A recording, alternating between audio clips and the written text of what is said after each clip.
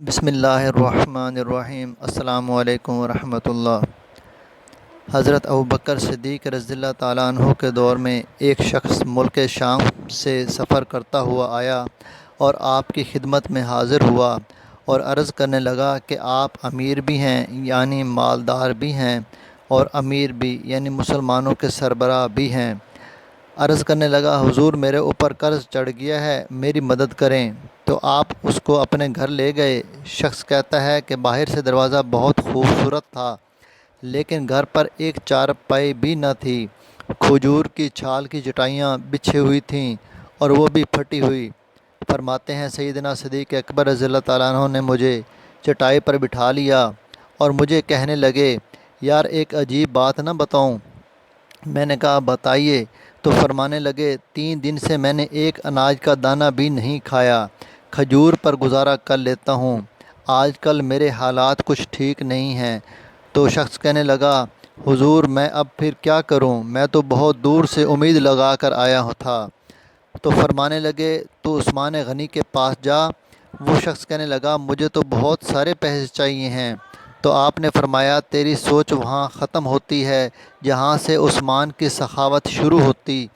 تو جا سوچتا ہے اتنے ملیں گے، تیری سوچ ختم ہوتی ہے وہاں سے عثمان کی سخاوت شروع ہوتی ہے، تو جا ان کے پاس۔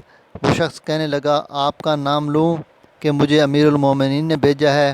تو فرمانے لگے اس کی ضرورت ہی نہیں پڑے گی، صرف اتنا بتانا کہ میں مقروض ہوں اور رسول اللہ کا نوکر ہوں۔ وہ شخص کہنے لگا کہ وہ دلیل و حوالہ مانگیں گے۔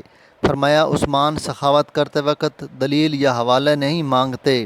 عثمان اللہ کی راہ میں دیتے ہوئے تفتیش نہیں کرتا اور سخاوت کرتے وقت ٹٹولنا عثمان کی عادت نہیں۔ وہ شخص کہتا ہے کہ میں چلا گیا، پوچھتے پوچھتے دروازے پر دستک دی۔ حضرت عثمان غنی کے اندر سے بولنے کی آواز آ رہی تھی، اپنے بچوں کو ڈانٹ رہے تھے کہ یار تم لوگ دودھ کے اندر شہد ملا کر پیتے ہو، خرچہ تھوڑا کم کرو، اتنا خرچہ بڑھا دیا ہے، دودھ میٹھا شہد بھی میٹھا، ایک چیز استعمال کر لو، تم کوئی بیمار تھوڑی ہو۔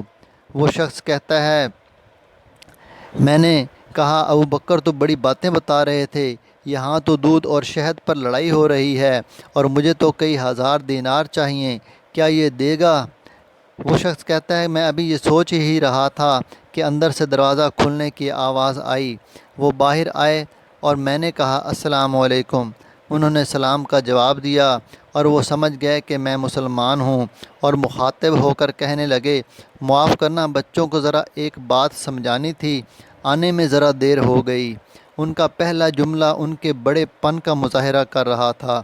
پھر دروازہ کھولا اور مجھے انہوں نے گھر بٹھایا اور میرے لیے جو پہلی چیز پیش کی گئی وہ دودھ میں شہد ڈال کر دیا گیا اور پھر کھجور کا حلوہ پیش کیا۔ وہ شخص کہتا ہے میرے دل میں خیال آیا عجیب شخص ہے، گھر والوں کے ساتھ جھگڑا کر رہے تھے، ایک چیز استعمال کیا کرو، میرے لیے 3 چیزیں آ گئی ہیں، لیکن ابھی میرا تصور جمع نہیں تھا۔ میں نے دل میں خیال کیا اتنا تگڑا نہیں جتنا ابوبکر صدیق رضی اللہ عنہ نے بتایا ہے۔ وہ شخص کہتا ہے کھلانے پلانے کے بعد پوچھنے لگے کیسے آئے ہو؟ میں نے کہا کہ میں مسلمان ہوں اور ملک شام کے گاؤں کا رہنے والا ہوں اور کچھ کاروباری مشکلات آئی تو مقروض ہو گیا ہوں اور میرے اوپر قرضہ ہے اور مجھے کچھ پیسوں کی حاجت ہے۔ کہنے لگا میں نے تو کچھ پیسے کہا تو انہوں نے ایک آواز دی تو ایک غلام اونٹ پر سامان لدا ہوا لے کر حاضر ہوا۔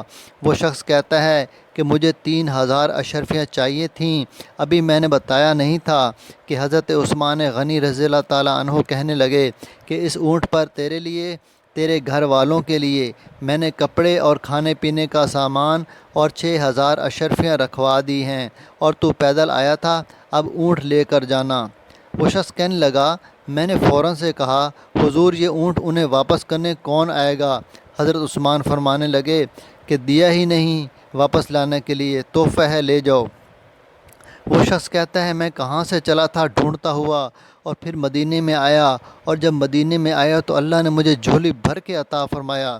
کہتا ہے میری آنکھوں میں آنسو آ گئے اور میں نے کہا حضور آپ نے تو مجھے میری ضرورت سے کہیں بڑھ کر نواز دیا ہے، معاف کیجیے گا، میں سوچ رہا تھا دودھ شہد پر تو گھر میں لڑائی ہو رہی ہے۔ تو حضرت عثمان رضی اللہ تعالیٰ عنہ نے کہا کہ اللہ نے جو پیسے عثمان کو دیے ہیں وہ اس لیے نہیں دیے کہ عثمان کی اولادیں عیش مستی کرتی پھریں، میرے مالک نے مجھے نوازا ہے تاکہ میں محمد عربی کے نوکروں کی نوکری کروں۔ وہ شخص کہتا ہے میں دروازے تک گیا تو میں نے کہا شکریہ۔ کہتا ہے ابھی میں نے بتایا نہیں تھا کہ مجھے ابوبکر صدیق رضی اللہ عنہ نے بھیجا ہے، کہ آپ فرمانے لگے کہ شکریہ ابوبکر صدیق کا ادا کرنا جس نے تجھے یہ راستہ دکھایا ہے۔ وہ شخص کہتا ہے کہ میں نے کہا حضور آپ کو تو میں نے بتایا ہی نہیں کہ مجھے تو آپ رضی اللہ تعالیٰ عنہ مسکرا کر فرمانے لگے چھوڑو آپ کا کام ہو گیا، اس تفصیلات میں نہ پڑو۔ سبحان اللہ، یہ شان ہے خدمت گاروں کی، سرکار کا عالم کیا ہوگا۔